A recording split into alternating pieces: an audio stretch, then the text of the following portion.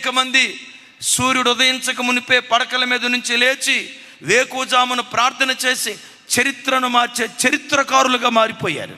దైవజనుడైన మోషే వేకువజామున లేచి ప్రార్థించేవాడు. 430 సంవత్సరాల ఇశ్రాయేలీయుల చరిత్రలో ఏ ఇశ్రాయేలుడు చేయలేని ఒక సాహసోపేతమైన కార్యం మోషే చేయటానికి కారణం ఏంటో తెలుసా?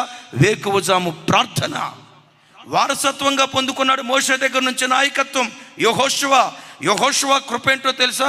తన గురువు గారు లాగే వేకువనే లేచి ప్రార్థించేవాడు. ఎంత కృప పొందుకున్నాడంటే మోషే చేసిన పరిచర్య కంటే రెట్టింపు మహిమ కలిగిన పరిచర్య చేశాడు. మోషే నాయకత్వం కనాను దాకే తీసుకొచ్చింది. యెహోషువ నాయకత్వం కనానులోనికి తీసుకొని వచ్చింది. ఆ వంశ పరంపరలో పుట్టినవాడే దావీదు.